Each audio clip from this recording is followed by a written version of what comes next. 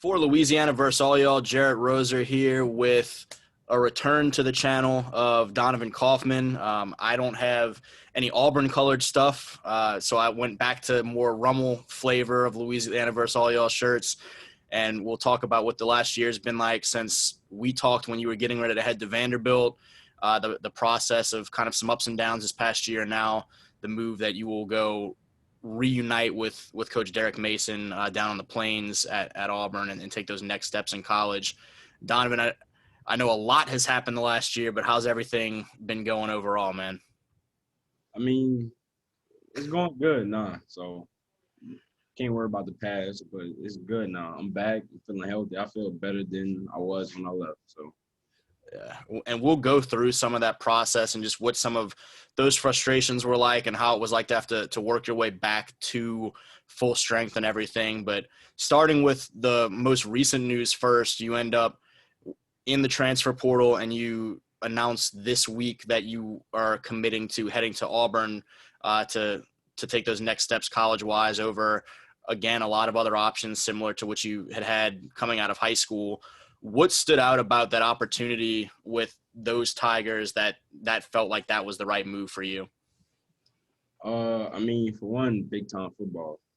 School that loves the ball. It's in the SEC. You're playing against the best every year, SEC West. Obviously, Coach Mason's up there, which was my head coach. It just felt like the right fit.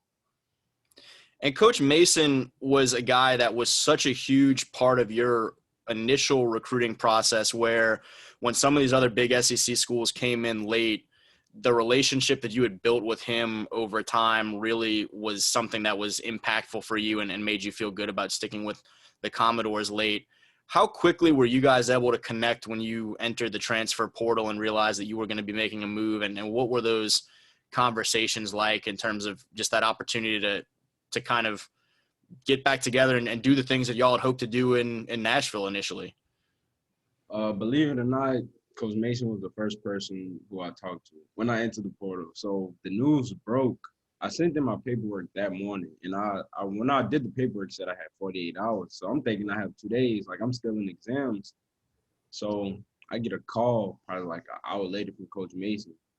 No, I'm lying. I started seeing like my phone started blowing up, and I checked the group chat. They was like, "Man, Donovan leaving." I'm like, "Wait, what?" I'm like, "How they know?" So I go check Twitter, and then somebody put it out there on Twitter, and then Coach Mason called like 10 minutes later. He was the first person I talked to. I knew that your phone had to be blowing up that day because within, I think, 18 or 19 minutes, I was getting texts from Power Five coaches that were just kind of like Donovan Kaufman with eyeball emojis and stuff like that. How aggressively did that recruiting process take right back off? How quickly did you start to hear from, I mean, not just one or two options, but know that you had some opportunities and some options in terms of finding your next home? I had a lot of options. Not gonna lie, and it started fast. Literally, as soon as like the guy posted it, like my phone was blowing up, like Instagram, Twitter, my text messages, calls. Like I was like, bro, like this, it can't be real. Like it's aggravating, but like a lot of people, I know they probably really wish, but like, dang, I wish I had all the coaches calling me, bro. I swear to you, it's the most aggravating thing ever.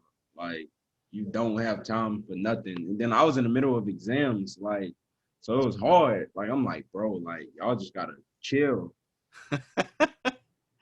I was gonna ask how it felt because this past year had been such an up and down one for you, where you were able to get on the field right off the bat and do some big things in those first couple games, but then have to battle through the health dynamics that keep you sidelined and keep a guy as competitive as you sideline is super frustrating and just a lot to deal with mentally and shaking back and everything. And so I didn't know if you expected to have that sort of a response, knowing that people hadn't seen you on the field in so long, or if you felt like you'd shown some of those things early on where you knew you were going to have some options pop up. Were you surprised at all by the number of schools that showed that interest, or was it kind of what you expected? Nah, I was definitely surprised because, like you said, I only played 2 games. Like I played 2 games and I didn't really do, like in my opinion, I didn't really do anything special. So it's kind of like okay, I played 2 games. It was really like I know something. Like I knew something was out there, and all I knew, like in the back of my head, I knew I'm like, man, Mace at Auburn. I know Mace will take him. I was just like, I know, like if anything happens, I know like Mace will take him because I went in blindly. I just felt like I just needed a fresh start. So I went in blindly, and I really did not expect all them schools. I was like, wow, like this. It was better than my recruitment coming out of high school. Uh, and I know a lot of folks back home here in Louisiana immediately asked me because LSU had one scholarship floating out there and there was a need at safety, which obviously we saw the day after or the day before you Major announced that he's going to come back home. But immediately everyone wanted to know, is this a chance for LSU to get this right and get Donovan Kaufman to end up in Baton Rouge after all? And I'm assuming you heard a lot of the same stuff. How much did you hear from whether it be family or friends or former teammates like Coy and company trying to get you to end up in Baton Rouge? How much of a push, whether it be from that coaching staff or not, just from people back in Louisiana that are like, hey, man, purple and gold might work out? A lot. Like even before I entered the portal, like before, like weeks before I entered the portal, my auntie texted me. She was like, "A little birdie told me you transferring to LSU." I'm like, "What?" Like I ain't even think about like I thought I was thinking about leaving the town, but like I never told anybody like that I was about to leave. So like really, when I entered the portal, everybody thought like, "Oh, he going to LSU." Like he going to LSU. Everybody knew it. Like, but I didn't want to be home. I'm tired of like I'm just ready to get out of here. Yeah. We had talked about that, I mean, before you finished high school, too, that you really looked at college as an opportunity to kind of branch out and experience some different things. So that was something I was like, I mean, I don't know if that's the move that Donovan's looking to make is come back home. And I'm sure there's some excitement for you with your competitive nature, too, to still have the opportunity to face LSU after things didn't play out right at the end of high school. Yeah. And you and Coy immediately mentioned too on Twitter when you announced Auburn, one of y'all dropped the date of that next LSU and Auburn game. It's gonna be a game. It's gonna be a real good game. What should folks at Auburn or in Auburn or just fans of that program expect to see from you? As you mentioned, the SEC got a little bit of a taste of it at the beginning of this season, but still was, again, just a portion of what your expectations for yourself are at the college level. As you head down there and become a part of that program, what's sort of the outlook for you in terms of where you fit into what they're trying to do on defense and what you feel like you can bring to that program in that field? Well, they want me to play nickel and safety, but first, what I bring like to the table, I mean, you're getting a guy who's like highly competitive. I'm a leader. Like at the end of the day, I just want to win. Like I want to win a national championship, and I feel like I am at a program where I could do that. So you're gonna get somebody that's gonna come in, work hard every day, push everybody else around him to work hard and have fun while doing it. When freshman year, and we've alluded to it probably a handful of times now in this conversation, but when freshman year went the way it went and you roll up to Nashville in the middle of all of the COVID craziness, and then you finally get to play some football, which was kind of up in the air, it felt like, for a little while with the season as a whole. And then 2 games in, things come to that halt with you having to be sidelining and kind of shake back from some things. What was that like in terms of just a roller coaster and the ups and downs mentally for you to try and deal with and get yourself where you needed to be in terms of how to approach that rehab and return process? I mean, it was definitely hard. Like when it first happened. Then it was even worse when because I went to the doctor and I came back to me like with the coaches. And, like when I met with them, like it was even worse because it was just like, damn, like this is real. Like I'm done like for the season. So all I could think about was like, bro, like I couldn't wait till I return. Like I couldn't wait to be cleared. But it was definitely hard just knowing that I couldn't play, and I still went to every game. I was up in the box, like just watching the games and having the season we did. It was real hard just knowing that I could have been out there making a difference and like to be with my teammates. But I mean, further the return process, it was actually I think it could have went faster, but they just had to limit me to a certain heart rate through each week. But I actually got in shape it wasn't hard because I didn't gain the weight. I actually lost probably like 2 pounds. Like I was still good. Like I just lost some muscle, but I felt great. Like coming back, like I was just happy to be doing it. What were there in terms of the physical return process? Were there any specific challenges or stretches in that became, I mean, bigger hurdles for you to overcome, or it was pretty smooth? Just had to get back into your normal routine and build that muscle back up.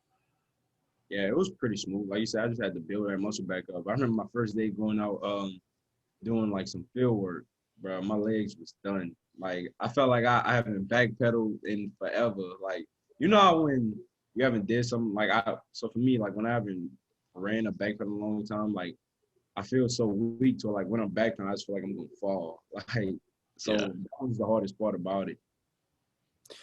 And how long have you been back now in terms of a full go and be able to, I mean, really get after it and do everything just the same? Uh Full go probably since the end of January. Yeah, I got cleared some like beginning of January when I went up there. And then like literally the day I got cleared, like I was running. Like I was ready. So it took probably like the end of January when I was like fully back. What are some of the biggest lessons you took from your first year of college, whether it be just some things that you took from having to go through that injury process or some things that you took from that first taste of SEC competition? If you look at kind of where you are now and anything that you've been able to tweak or improve or build upon mindset wise or technique wise or physicality wise or anything, what are some things that you've had a chance to take from your time up in Nashville? Really mindset, like that really made me realize that football is not forever. So, and then also I felt like God was trying to tell me, like, cause things been going so good in my life, like the last year. And then I feel like that was God telling like, hey, like I'm still in control of your life. Like, don't forget that. So I really feel like that humbled me in that sense. And like I also been working on a lot more of my man coverage, press technique, things like that, getting my hips right. So that's really like at the end of the day, I'm just happy to still be playing football and I'm ready to get back on the field. You may have hit on it some there with that answer, but for any advice that you may have now, having gone through the recruiting process out of high school and that first year of college, and now had a chance to, through those experiences, kind of go through some of it again, a renewed, albeit quick recruiting process, and now be starting fresh at a new college. Any advice that you would have for some young guys that are coming up that year or two behind you, and just ways to approach some of the things that you have now just gone through, just kind of tips from someone who's been through some of it? Yeah, I mean, for one, I tell you, enjoy the recruiting process. Take all 5 of your OBs. Take them, like, cause you never know, like when you'll get to travel like that again. So, like, take advantage of that and like really pick the school which you feel like is right for you. Pick the school that's showing you the most love, cause like at the end of the day, a lot of coaches like it's a lot of BS in the recruiting game. Like once you really know how to like tell that from anything else, you'll be straight. But really just pick the coaches who like really showing you love and is really like whoever you feel is good. Like don't just pick a name. Like don't just be like, because at the end of the day, a school might recruit you just to be another number. Like they might not be looking for you to come in and play. Like they might be looking for you to come and sit like 2 or 3 years and just to be like a special teams guy. So like you really have to ask questions. And the most important thing, like I said, ask questions. Ask the same questions like every other 2 days to make sure you're getting the same answer to make sure that all right, that's what they really want. I mentioned the opportunity for you and Coy now to match up every fall pretty much. And I asked you just kind of some takeaways from some of those guys on that great Rummel State Championship team, that y'all obviously stay very well connected despite having gone to different schools. LSU fans are very interested to see the strides that Coy continues to make. What should, from what you've seen in your conversations with him, people expect to see from Coy for LSU this fall? I'm actually excited to see him play. I'm not gonna lie until I play him, but I actually think he's gonna have a real big year. I honestly do. Like, Cause I see his film, cause like he'll send me his film and stuff, and I'll be looking, I'm like, damn, like, I mean, I'm not surprised, but like, I'm just happy that they're like giving him the chance to show that. Like, I really, honestly do feel like this is gonna be his year. Like, everybody gonna know Coy Moore. Yeah. Pig Quinton Cage goes down to Nichols, and he tells me in January that he's going to have a potential All-American type year at the FCS level and goes out there and is a Jerry Rice Award finalist. Were you surprised at all by how aggressively he hit the college level of his career and the things that he was able to accomplish right off the bat once they were able to get back on the field in the spring? Hell no, bro. Him. Like, that's him, bro. Like, that dude, he went All-American from like he didn't even get all the snaps that he should have. Like, that dude, he different, bro. Like, I'm not surprised at all. Like, he gonna have a great career also. Like, I can't wait to see who pick him up. Like, I'm excited. Like, I honestly am. Like, bro, I'm really just happy to see these dudes like playing. Like, just to know that we all out here. Like, we really chasing the same thing, bro. Like, we still work out together. Like you said, we talk every day, bro. Like, that's really a reason why I was seeing classes so good. Like, we were so close. And, like, not just the upper class. Like, we was even cool with the younger kids, too. Like I'm really just happy to see everybody doing their thing. A couple of those guys that were in the class below y'all are now signed and heading off to college for the first time.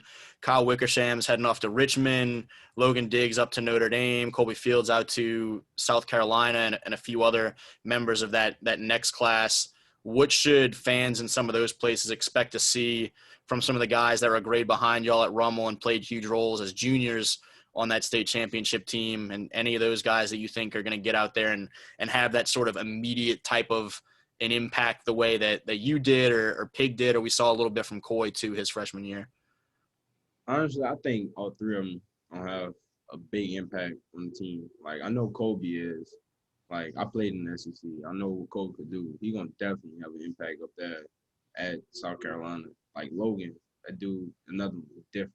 Like, he gonna make some plays. And Kyle came a long way. Like, I was talking to Kyle the other day. Like, he already have the size. Like, and he been training. Like, I'm excited to see what he gonna do this season. Yeah, it should be a fun fall for all the former Raiders of both those classes. And so I know y'all are looking forward to it. I think a lot of us back here are looking forward to it as well. Yes, sir. When I'm not playing, I'm going to be glued to the TV, like, just trying to watch everybody. No doubt.